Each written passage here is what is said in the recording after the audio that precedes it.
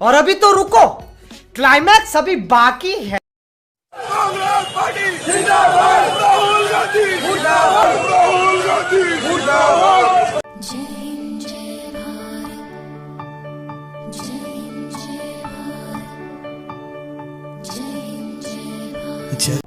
सबसे पहले घबराना नहीं। वंदे मातरम दोस्तों।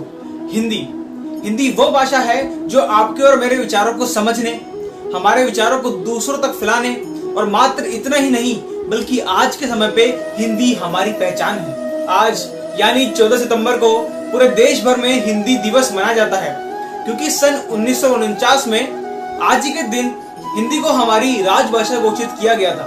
हमें हिंदी का सम्मान करना चाहिए और हिंदी ज्यादा से ज्यादा बोली जानी चाहिए।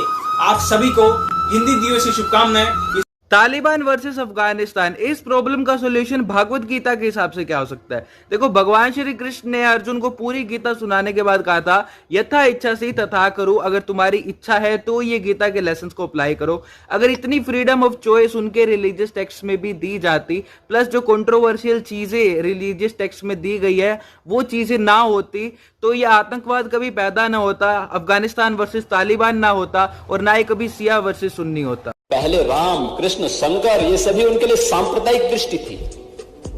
और आज जब लगता है कि अब ये बृहद समाज माफ नहीं करने वाला है, तो सब लोग अब दंडवत होकर के कहते हैं, साहब हम भी राम के भक्त हैं, हम भी कृष्ण के भक्त हैं, हम भी शंकर के भक्त हैं।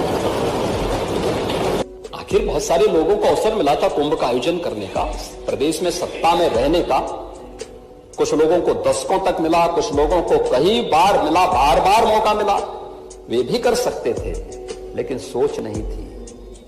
क्योंकि कुंभ का मतलब उन लोगों को लगता था कि अगर हम कुंभ के आयोजन के लिए कुछ कर लेंगे तो फिर टोपी लगा के मुबारकबाद नहीं दे पाएंगे।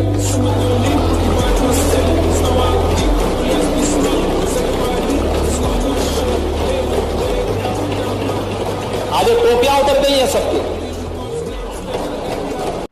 तो अगर आप 2018 में केंद्र सरकार द्वारा बांटी गई छात्रवृत्तियों को देखें तो 80% छात्रवृत्तियां मुसलमानों को दी गईं, 7.5% छात्रवृत्तियां ईसाइयों को दी गईं।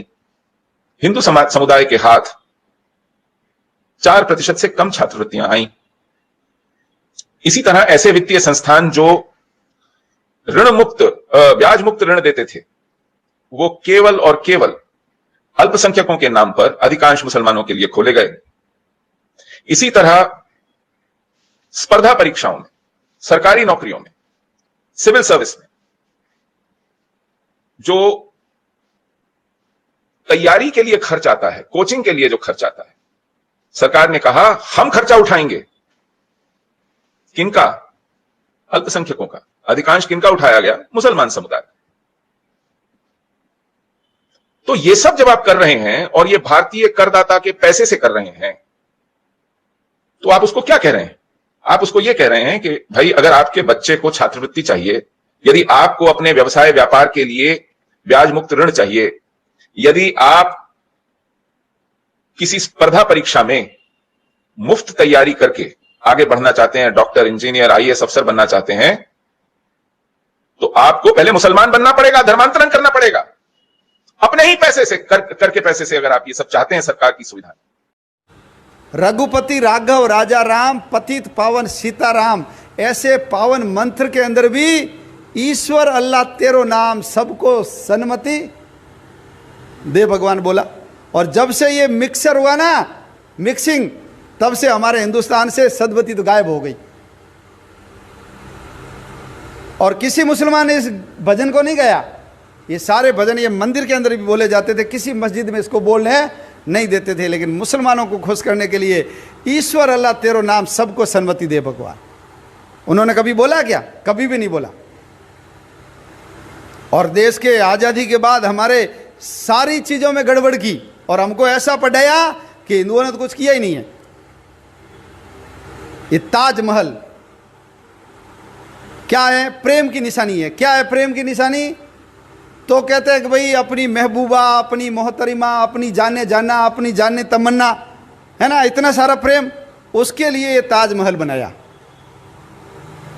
तो सारा प्रेम यमुना के किनारे आकर ही प्रकट हो गया। तो यहाँ तुमने ताजमहल बनाया तो तुम और तुम्हारे बाप दादे जहां से आए थे वहां कोई खाज महल है क्या? यदि यहां ताजमहल बना है तो वहां कोई खाज महल बनाते? कुछ नहीं है वहां। आज उनको सड़कें बनानी हो, स्नानघर बनाने हो तो हमारे यहाँ से कारीगर और इंजीनियर जाते हैं। तो आज तुम्हारे पास नहीं है तो तुम्हारे बाप दादों के पास कहाँ से आ गए? लाल किला है जी, लाल किला, तुमको लाल किले से क्या लेना देना? अरे भाई तुम तो हरे के पुजारी हो। हरा किला बनाते तो समझते कि हाँ तुम लोगों ने बनाया, लाल किला हमारा है, हमारे बाप दादों ने बनाया। लेकिन सब जगह ठप्पा लगाया अपना, तोड़ करके शंकर भगवान के मंदिर को, तेजो महालय को ताजमहल बना दिया। हमारे किले को अपना किला बोलने लगे। नारी शक्ति पर मेरी यह कविता। सुनो द्रौपदी शस्त्र उठा लो, अब गोविंद आएंगे। छोड़ो मेहंदी खड़क संभालो, खुद ही अपना चीर बचा लो। द्यूत बिछाए बैठे शकुनी, मस्तक सब बिक जाएंगे।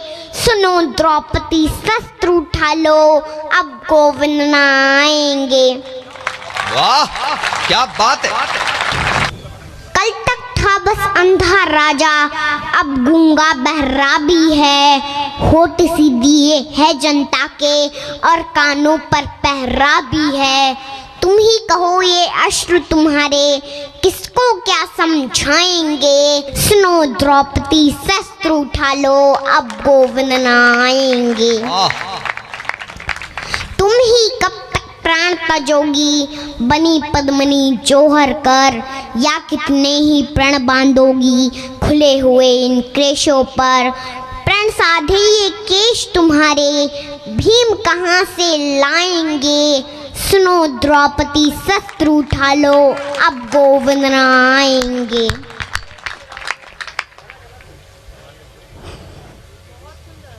धरती बनकर पाले सागर और पर्वत को गोद लिया। जग को अमृत दिया सदा ही, स्वयं गरल का भोग किया।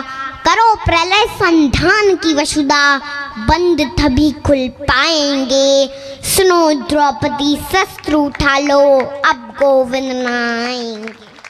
वीडियो में अंत तक बने रहने के लिए आप सभी का बहुत बहुत धन्यवाद। आशा करता हूँ आज की वीडियो आपको अच्छी लगी होगी। अगर वीडियो अच्छी लगी तो वीडियो को लाइक शेयर एंड चैनल को सब्सक्राइब करना मत भूलिएगा तथा कमेंट बॉक्स में अपने विचार देना जय श्री राम लिखना मत भूलिएगा। अब चलिए मिलते हैं बहुत जल्द एक नई वीडियो के साथ। तो तब तक के लिए जय श्री राम, जय हिंद, वंदे मातरम। छोटी सी बात फिर दोहराऊंगा मैं, आप लिख सकते हैं तो लिखिए, अगर बोल सकते हैं तो बोलिए, और चिल्ला सकते हैं तो चिल्लाइए, और अगर इन तीनों कामों को भी नहीं कर सकते तो जो चिल्ला रहा है उसके साथ खड़े हो जाइए।